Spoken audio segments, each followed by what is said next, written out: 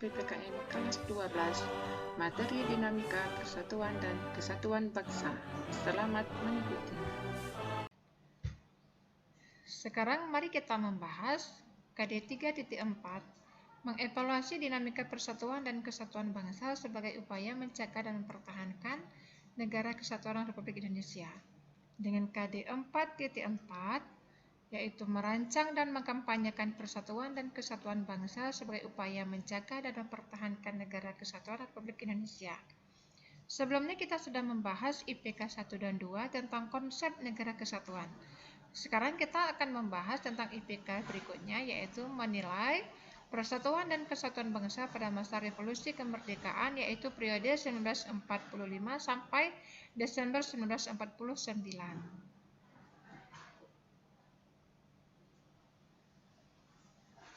Kita ketahui bahwa pada masa awal kemerdekaan, negara Indonesia terbagi ke dalam 8 provinsi yang masing-masing dipimpin oleh seorang gubernur. Provinsi tersebut meliputi Sumatera, Jawa Barat, Jawa Tengah, Jawa Timur, Sunda Kecil, Borneo, Kalimantan, Sulawesi, dan Maluku. Bagaimana persatuan dan kesatuan bangsa Indonesia dari masa ke masa? Yaitu khususnya di sini pada masa 1945 sampai 1949. Setelah proklamasi kemerdekaan, PPKI dibubarkan dan dibentuk Komite Nasional Indonesia Pusat yang diresmikan pada 29 Agustus 1945 diketuai oleh Kasman Singodimedjo. Kemudian pemerintah mendirikan kabinet perdananya pada tanggal 12 September 1945 dalam bentuk pemerintahan presidensial dan berlakunya Partai Nasional Indonesia sebagai partai tunggal diresmikan pada 22 Agustus 1945.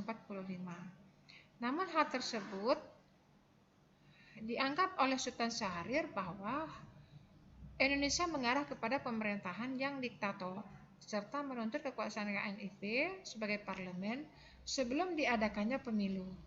Hal ini juga alasan Sultan Syahrir meminta kepada pemerintah untuk memberikan kekuasaan kepada KNIP adalah bahwa dunia internasional juga menganggap bahwa Indonesia belum membentuk negara yang demokratis, yaitu masih bersifat diktator. Oleh karena itu, Sultan Syahrir mendesak pemerintah untuk membentuk pemerintahan yang adanya pembagian kekuasaan antara pemerintah atau eksekutif, legislatif dan yudikatif. Sementara pada saat itu bangsa Indonesia belum membentuk lembaga-lembaga negara tersebut. Ya, sehingga pemerintah mengeluarkan 3 maklumat pemerintah pada saat itu. Salah satunya adalah maklumat pemerintah atau maklumat wakil presiden nomor X yang dikeluarkan pada 16 Oktober 1945. Mengapa disebut maklumat nomor X? Karena teks asli yang sudah diberikan nomor tertinggal di kediaman Pak Muhammad Hatta, sehingga ketika beliau membacakan teks tersebut hanya ada konsepnya saja. Nomornya beliau lupa karena teks aslinya tertinggal, sehingga diberilah nama dengan nomor X. Ya. Maklumat tersebut disahkan pada 16 Oktober 1945 yang isinya adalah sebagai berikut. Sebelum terbentuknya MPR dan DPR, KNIP diserahi kekuasaan legislatif dan ikut menetapkan GBHN. Jadi, KNIP ini berperan sebagai legislatif. Yang kedua, berhubung dengan gentingnya keadaan, pekerjaan KNIP sehari-hari dijalankan oleh badan pekerja yang dipilih di antara mereka dan bertanggung jawab kepada Komite Nasional Pusat.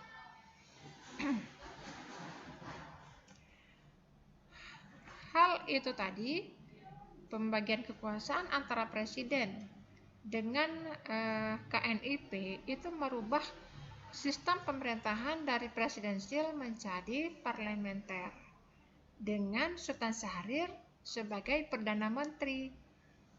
Presiden tidak lagi memegang kekuasaan atau jabatan sebagai kepala negara dan kepala pemerintahan. Namun, Presiden Soekarno memegang kekuasaan sebagai kepala negara sedangkan kepala pemerintahan diserahi kepada Perdana Menteri Sultan Syahriar. Hal itu sedikit berbeda dengan aturan peralihan dalam Undang-Undang Dasar 1945 yang menyatakan bahwa sebelum MPR, DPR, dan DPA dibentuk menurut Undang-Undang Dasar, segala kekuasaannya dijalankan oleh Presiden dengan bantuan sebuah komite nasional. Tadi kalau dalam pasal aturan peralihan ini, KNIP tetap sebagai pembantu presiden, namun dalam pelaksanaannya sudah dijadikan sebagai MPR DPR dengan sistem pemerintahan parlementer, bukan lagi presidensial. Kemudian aturan tambahan juga menegaskan bahwa dalam 6 bulan sesudah berakhirnya peperangan Asia Timur Raya, Presiden Indonesia mengatur dan menyelenggarakan segala hal yang ditetapkan dalam Undang-Undang Dasar ini. Dalam 6 bulan setelah MPR dibentuk, majelis itu bersidang untuk menetapkan Undang-Undang Dasar. Jadi, para pemegang kekuasaan pemerintahan pada saat itu masih memikirkan bagaimana menetapkan Undang-Undang Dasar baru selain daripada Undang-Undang Dasar 1945, sehingga kita ketahui bahwa ke depannya Undang-Undang Dasar kita mengalami beberapa kali perubahan.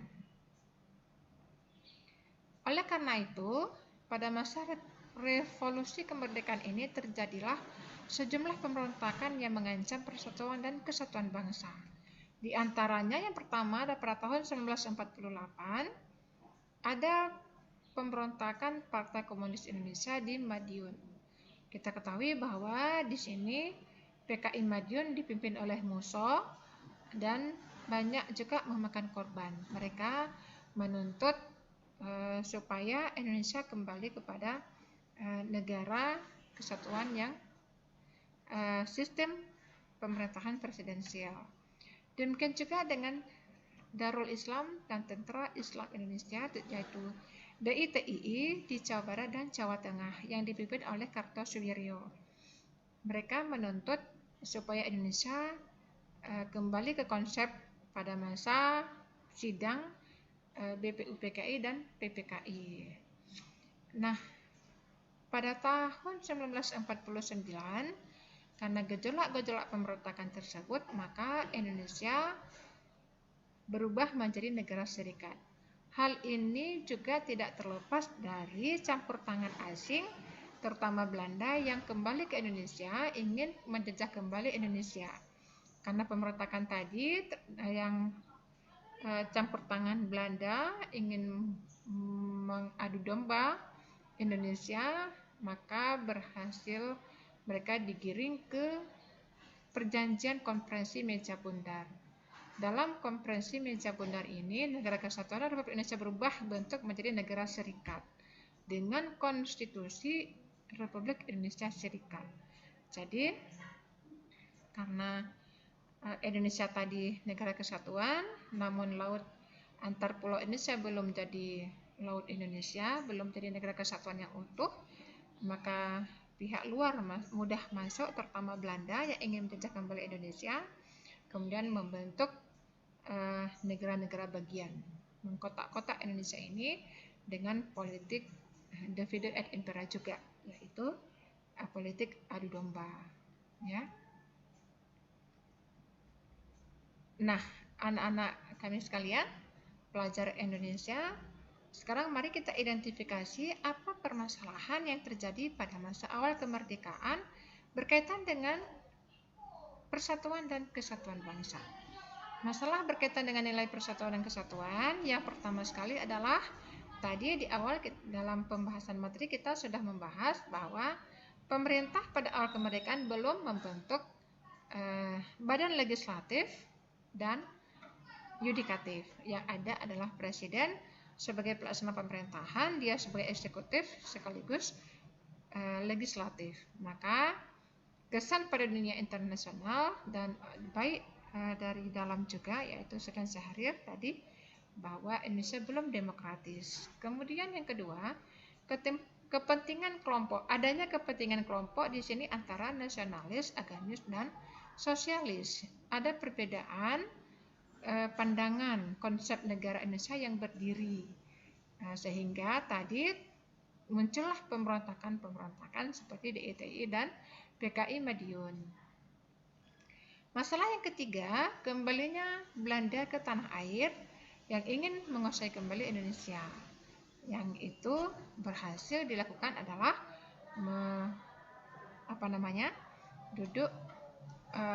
terjadinya konferensi meja bundar sehingga Indonesia menjadi negara serikat. Nah, untuk membahas permasalahan tersebut, pelajar Indonesia dapat melihat sumber belajar, membaca buku PPKN kelas 12 Kemdikbud dan buku PPKN kelas 12 Erlangga.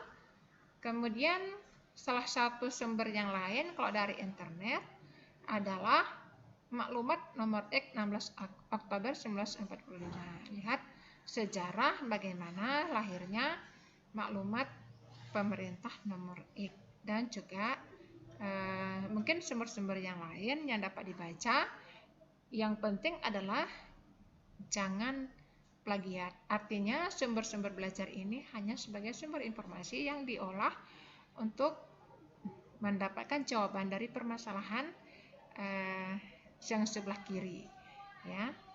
Jadi bukan mengambil copy paste semua yang ada dalam sumber belajar ini untuk jadikan suatu karya daripada siswa-siswi sekalian. Nah, kira-kira setelah kita membaca sumber belajar tadi, kita dapat menemukan pemecahan masalahnya dari permasalahan belum adanya demokratis di Indonesia, kemudian banyak kelompok kepentingan atau perselisihan antar kelompok seperti nasionalis, agamis, dan sosialis. Demikian juga masalah Belanda kembali lagi ke tanah air, maka pemerintah pada saat itu melakukan beberapa hal sebagai solusi yang tentunya sebagai upaya mempertahankan dan menjaga persatuan dan kesatuan bangsa. Di antaranya yang pertama, melakukan perubahan sistem pemerintahan dari presidensial menjadi parlementer. Jadi tujuannya pemerintah tadi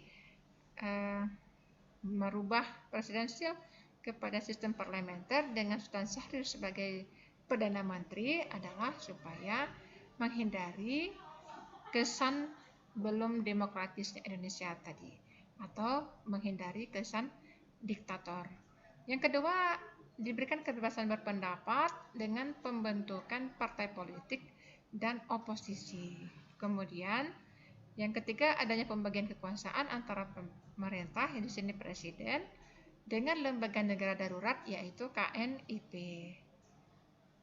Kemudian pada 5 Oktober 1945 pemerintah mengeluarkan maklumat pembentukan Tentara Keamanan Rakyat dan Sultan Syahrir ditugaskan untuk melakukan diplomasi dengan Belanda, dengan dunia internasional supaya negara-negara di Barat terutama mau mengakui kedaulatan negara Indonesia, karena pada awal kemerdekaan itu belum semua negara terutama Belanda mengakui kemerdekaan Indonesia. Secara de facto Indonesia sudah merdeka, sedangkan secara de jure masih ada negara yang belum mengakui kemerdekaan Indonesia.